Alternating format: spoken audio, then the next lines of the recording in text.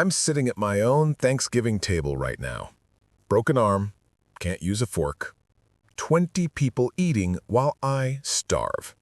My son just said his wife taught me a lesson. She's celebrating. Police are 3 minutes away. Let me tell you how we got here. My name's Gerald Whitmore, 63, Cedar Falls, Iowa. Raised my boy Evan alone after losing my wife Claire to cancer 5 years back. Built this house with my own hands in 1987. Every beam, every nail. 3 days ago, I was standing on a ladder in my garage, reaching for the old turkey roaster, the one Claire and I used for 40 Thanksgivings. My daughter-in-law, Christina, had just walked in, told me that roaster was disgusting, said we'd use hers instead. I told her this was my house, my tradition. She smiled, cold, empty. Then I felt the ladder shift, not wobble, shift, like someone kicked the base. My arm cracked against concrete before I could scream. Christina's shriek brought Evan running, but in that half second before she started screaming, I caught her eyes. Satisfaction. Pure, cold satisfaction. He just fell, she told the paramedics, hand gripping Evan's shoulder. Stubborn old man climbing around like he's 30. Evan said nothing, just stared at me with this blank, distant look I'd never seen on my son's face. Doctor said 8 weeks.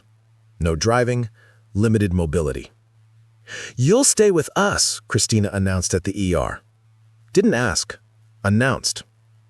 That's when I knew something was wrong. Really wrong. Because my house, the one I built, has a perfect guest room. Christina knew that, but she wanted me under her roof, under her control. The next 3 days, I stayed in their spare bedroom, arm throbbing, mind racing. And I made phone calls. A lot of them. Now it's Thanksgiving. I'm sitting at my own dining room table, technically still my house, though Christina's been slowly erasing that fact. 20 guests. I know maybe 4 of them. Rest are Christina's family. Turkey's getting cold on my plate. Mashed potatoes, stuffing. Can't cut anything with my left hand. I've asked Evan twice to help me. Both times, Christina pulled him away. He needs to learn to ask properly, she whispered to her sister. Loud enough for me to hear. He's been treating this house like he owns it. I do own it. My name's still on the deed. The guests keep glancing at me. Pity? Embarrassment? Or something else? Nobody's offering to help, like Christina orchestrated this whole thing, turning my own Thanksgiving into a public execution of my dignity. The table goes silent. Forks scraping on plates. Uncomfortable coughs. That's when Evan speaks. My wife taught him a lesson. His voice is calm, robotic, like he's reading lines. Christina stands up, glass raised like she just won an Oscar. The old man thought he was in charge, so I proved him wrong. Her sister starts slow clapping. Others join in. Awkward, forced. Evan just sits there, nodding. Trained seal. Something inside me snaps, but not the way Christina expects. I smile. Wide. Genuine. Because she has no idea what I've spent 3 days discovering. The ladder didn't shift by itself. I used that ladder for 40 years, solid as bedrock. But when police came for the accident report, I noticed something. Fresh scratches on the right leg, right where the support bolts connect. The kind you get from loosening bolts with a wrench, then tightening them again, but not quite enough. I also remembered something else. 2 weeks ago, Christina asked me about my will. Very specific questions. When does the house go to Evan? What about my retirement accounts? Life insurance? I thought it was just daughter-in-law curiosity. Now those questions taste like poison. Then there's Evan's job. Regional manager. Good money. Until last month when Christina convinced him to quit and start a consulting business. No clients, no income. Just an expensive home office and my son looking more hollow every day. My phone calls over the last 3 days were very enlightening. Very enlightening. So when Christina makes her victory speech, I just smile and wait. 20 minutes. That's all she has left. The doorbell rings. Right on schedule. Christina frowns. Who could that be? Everyone's here. She walks toward the door, annoyed, still riding her high. When she opens it, her face drains white. 2 detectives, a prosecutor, my attorney, and someone else. Someone from her own family who finally grew a conscience.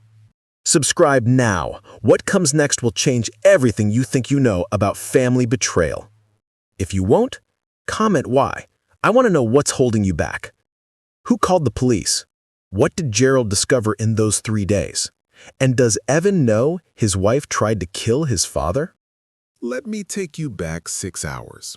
Thanksgiving morning, I'm sitting in Christina and Evan's guest room, arm throbbing, mind sharp.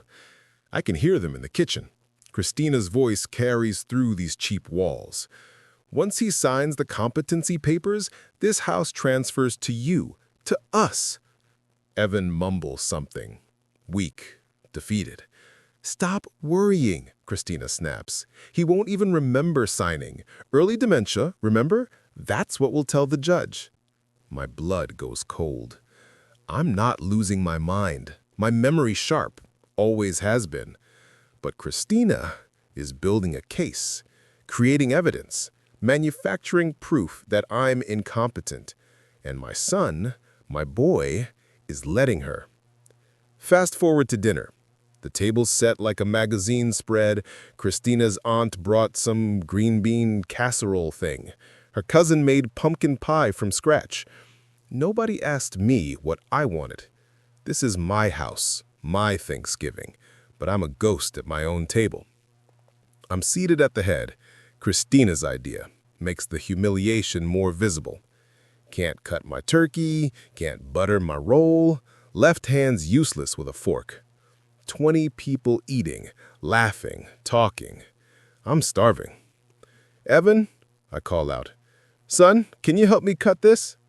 He looks up. Eyes meet mine for half a second. Then Christina touches his arm. Honey, can you grab more wine from the garage? He stands, leaves, doesn't look back. Christina's sister, Brielle, leans over. You doing okay, Gerald? Her voice drips with fake concern. I'm hungry, I say quietly. Oh, well, maybe you should have been more careful on that ladder.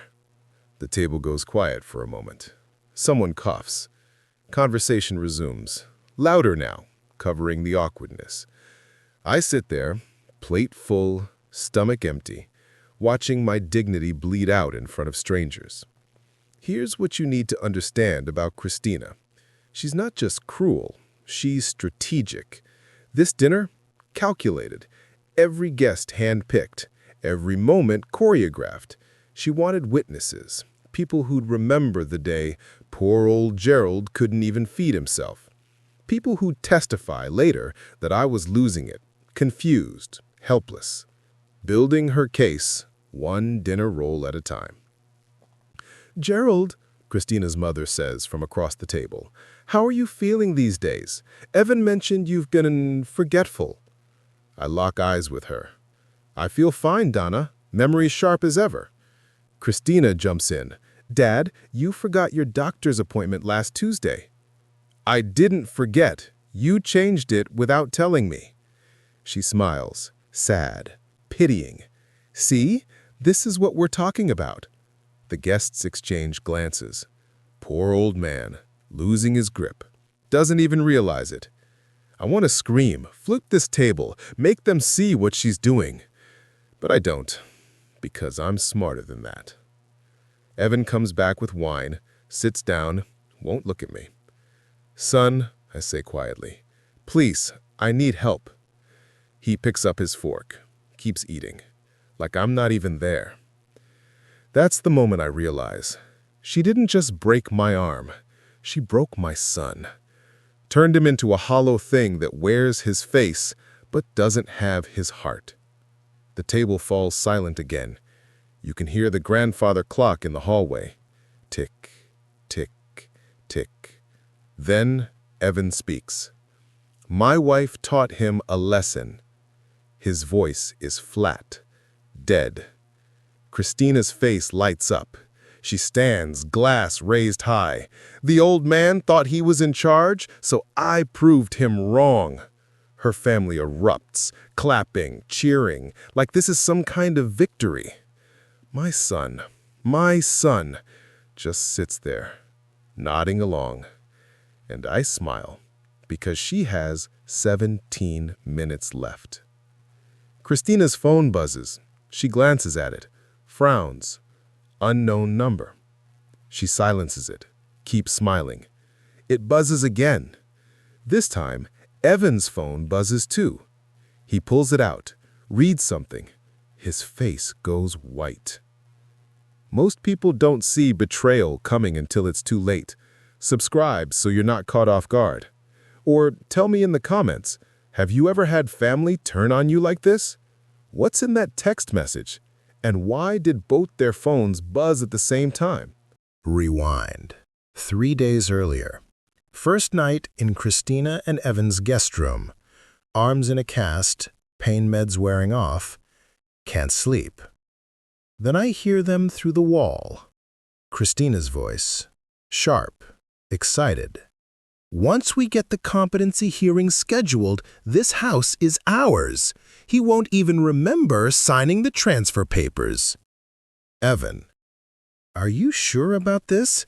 He seems fine to me. He's not fine. I've been documenting everything. Forgot appointments, paid bills twice, left the stove on. Silence. You documented it? I created it, Evan. Jesus! Do you want this house or not? That's when I stopped breathing. She didn't find evidence of my incompetence. She manufactured it. Morning. Christina's at work. Evan's in his office on Zoom calls for the business that doesn't exist. I call Cedar Falls PD with my left hand. I'd like to file an accident report, standard ER protocol, right? Officer Hayes sounds bored. Sure, what happened? Fell off a ladder, broke my arm. Just want it documented. We can send someone to photograph the scene if you want. I want. 2 hours later, Officer Hayes is in my garage, taking photos of the ladder. He crouches down, runs his finger along the right support leg. These scratches are fresh, Mr. Whitmore. Scratches? Tool marks. Someone loosened these bolts recently, then tightened them again, but not all the way. My stomach drops. You're saying someone tampered with my ladder? Hayes looks up at me. I'm saying this wasn't an accident. I call Vincent Morales, my attorney for 30 years, friend for longer. Vince, I need to know if anyone's filed paperwork about me recently. Pause. Gerald, why are you asking? Just tell me. Another pause, longer this time. There's a preliminary competency petition, filed last week. Your daughter-in-law's name is on it. The room spins. She forged Evan's signature as co-petitioner, Vince continues. I was going to call you, but... Don't. Not yet. I need you to do something for me. Name it. Find out everything about Christina's finances, bank accounts, credit cards, debts, everything. Gerald, what's going on? She tried to kill me, Vince, and I'm going to prove it. Christina's sister Brielle is married to a guy named Owen.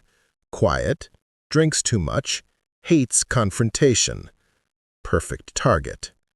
I call him. Owen, it's Gerald. Need to ask you something. He sounds nervous. Hey, Gerald. How's the arm? Did Christina tell you she's filing to have me declared incompetent? Silence. Owen. She mentioned something about a hearing. Said you were having memory issues. What else did she say? His voice drops. Gerald, I don't want to get in the middle. Owen, what else? He takes a breath. She said once you sign the house over, they're moving to Arizona. Fresh start. She already has jobs lined up. My hand tightens on the phone.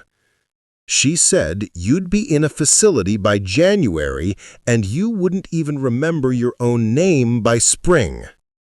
And you believed her? I don't know. She showed me evidence. Bills you paid twice, appointments you missed. She created that evidence, Owen. Silence. If I prove that to you, if I show you what she really is, will you help me? Help you how? Be at Thanksgiving dinner, and when the police come, tell them the truth. Final call. Hardest one. Detective Miranda Cole, Fraud Division. Detective Cole, my name's Gerald Whitmore. I think my daughter-in-law is framing my son for embezzlement. She goes quiet. Did you say Evan Whitmore? My chest tightens. You know that name? Mr. Whitmore, we've been investigating your son for 3 months. He's accused of stealing $340,000 from his former employer. He didn't do it. The evidence is pretty clear. The evidence is fake, and I can prove it. Another pause. I'm listening. 20 minutes before Thanksgiving dinner, my phone buzzes. Email from Detective Cole. Subject, you were right. Attached, surveillance footage from Evan's old office. Timestamp, 11:47 p.m., August 14th. The video shows someone entering Evan's office, using his computer, but it's not Evan. It's Christina. She's wearing gloves, baseball cap, but I'd recognize that walk anywhere. She's transferring money, covering her tracks, using Evan's login credentials. My son didn't steal anything. She did. And she was about to let him take the fall. The email continues. Mr. Whitmore, there's more. The shell company the money was transferred to, it's called Whitmore Consulting Solutions, registered to your daughter-in-law under her maiden name, Christina Vance. But here's the kicker. She has a silent partner, someone who helped her set this up. Your son's former boss. They've been having an affair for 6 months. The phone slips from my hand. I hear Christina's voice downstairs. Dinner's ready. Gerald, come down and join us. Sweet, cheerful, poisonous. I look at my phone, at the footage, at the evidence. Then I text Detective Cole. Come in 20 minutes. I'll make sure she's still here. Comment, guilty, if you think she deserves prison. Comment, not enough, if you think she deserves worse. And subscribe. The next chapter gets darker. How will Gerald keep Christina at the table for 20 minutes? And what will Evan do when he learns the truth? I'm sitting at this table, broken arm, empty plate. Clock's ticking. Christina just made her victory speech. Her family's applauding. Evan's staring at his phone, face white as bone. 15 minutes until the police arrive. I need to keep everyone here. Christina, I say quietly, She turns, still glowing from her moment. Yes, Dad? Mocking. Sweet venom. I have an announcement, too. The table goes quiet. Christina's smile flickers, just for a second. Oh, and what's that? I stand up, slow, dramatic, one-armed.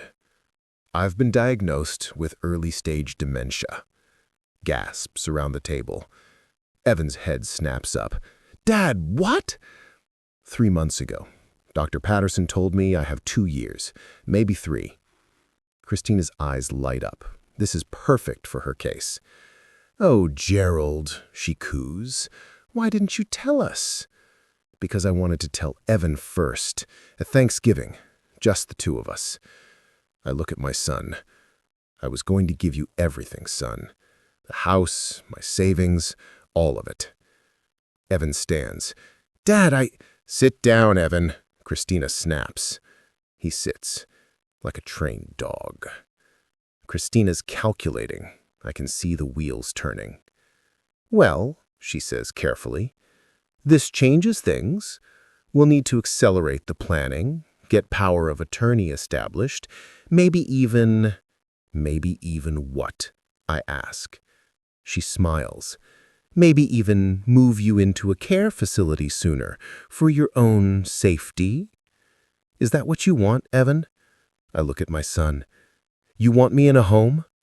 He won't meet my eyes. It's for the best, Christina says. You can't take care of yourself anymore. I broke 1 arm. My mind's still sharp. Is it? She leans forward. Because Dr. Patterson told me you've been having episodes, confusion, memory lapses. My blood runs cold. When did you talk to Dr. Patterson? Last week. I'm listed as your emergency contact. No, Evan is. Not anymore. Evan's phone buzzes again. He reads something. Face goes from white to gray. Christina, his voice shakes. Why is the FBI texting me? The table freezes. Christina's smile cracks. What? They sent me a photo, security footage from my old office. He turns the phone toward her. Her face drains. Evan, I can explain. It's dated August 14th, 11:47 p.m. Honey, listen. I was in Chicago that night, at the conference. His hands are shaking now. So why are you in my office, on my computer? The table's dead silent. Christina stands. Calm.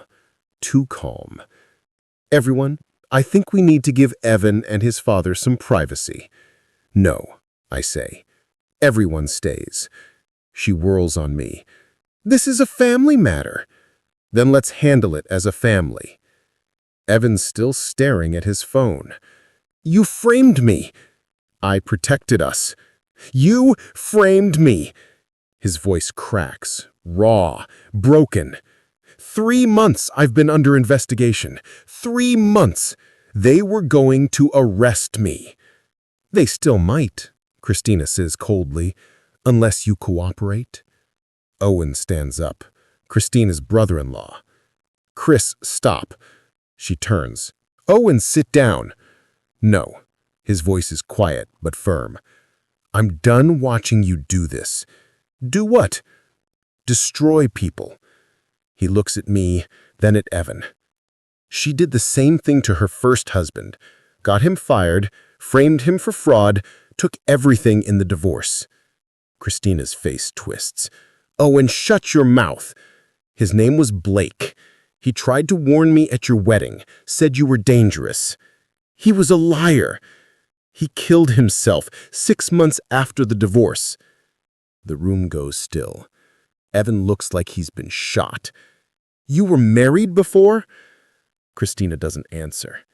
Were you married before? It doesn't matter. Did he really kill himself? The doorbell rings, 13 minutes early. Christina walks toward it. I'll get rid of whoever. She opens the door. 2 detectives, a prosecutor. Vincent, my attorney, and someone else. A woman, late 30s, looks just like Christina. "Hello, sis." She stumbles back. "No. Surprise. I'm out early. Good behavior." The woman looks at Evan. "I'm Natalie, Christina's twin sister." "I don't have a sister," Christina whispers. "You told everyone I died, but I've been in prison for a fraud scheme I didn't commit." She holds up a folder. "A fraud scheme my sister framed me for, just like she's framing your husband." Detective Cole steps forward. "Christina Vance, you're under arrest for—" Christina runs, straight through the dining room toward the back door. Owen tackles her. She goes down hard, screaming, clawing. "Get off me! This is my house!" "No," I say quietly. "It's mine." This is why you subscribe, because what happens next will haunt you. If you think she's guilty, comment below. If you think there's more to this story, you're right. What did Christina do to her twin sister? And who was the affair with? Evan's boss or someone worse? They're reading Christina her rights in my living room. She's screaming, crying, saying she was protecting Evan, protecting the family. Lies. All lies. Detective Cole turns to Evan. "Mr. Whitmore, we're dropping all charges against you. The evidence clearly shows your wife committed the fraud using your credentials." Evan doesn't respond. He's staring at Christina like she's a stranger. "The money," Detective Cole continues, "was transferred to a shell company registered under your wife's maiden name, Whitmore Consulting Solutions." "All $340,000? Evan's voice is hollow. "No, only $312,000. The remaining $28,000 was never recovered." Natalie, Christina's twin, steps forward. "Let me guess, she hid it offshore?" Detective Cole nods. Natalie laughs, bitter, cold. "That's her escape fund. She always keeps one." She looks at Evan. "I'm sorry you got caught in this. She's good at finding marks." Marks? People she can use, control, destroy. Natalie pulls out a photo from her folder. "This is Blake, her first husband. She told you he killed himself, right?" Evan nods numbly. "He didn't. He died in a car accident. Brakes failed." She holds up another document. "Police investigated, found the brake lines had been cut, but they couldn't prove who did it. Until now," Detective Cole says. "We found your wife's DNA on Blake's vehicle, preserved evidence from the original investigation." Christina stops struggling, goes completely still. Then she laughs, low, cruel. "You think this is over?" She looks at Gerald. "You think you won?" "You're going to prison," I say simply. "Maybe, but you're dying, Gerald. Dementia, remember?" "I lied." Her face twists. "What?" "I don't have dementia. Never did. I made it up to make you overconfident." You're lying now. Dr. Patterson will confirm it. I asked him to play along if you ever called." Rage flashes across her face. "But here's the real twist. Even if I did have dementia, you'd still lose." I pull out a document from my pocket. 3 months ago, right after you moved in, I changed my will. Everything goes to a trust, managed by Vincent until Evan turns 40. You can't do that. I already did. Notarized, legal, ironclad. Her face crumbles. You were never going to get this house, Christina, even if you'd killed me. They take her away, still screaming, threatening, promising revenge. but her voice fades as they push her into the police car. Red and blue lights flash through my windows. Thanksgiving dinner's ruined. Turkey's cold. Guests are gone. Just me and Evan now. He sits down beside me, puts his head in his hands. Dad, I'm so sorry. You didn't know. I should have. I should have protected you. You were protecting your wife. That's what you're supposed to do. She tried to kill you. She tried. She failed. He looks at me. Eyes red, broken. How do I come back from this? One day at a time, son. I pick up a fork with my good hand. Cut a piece of turkey. Here, I say, holding it out to him. He takes it, chews mechanically.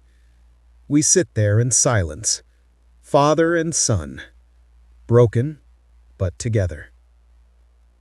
6 months later. I'm sitting on my porch, arms healed.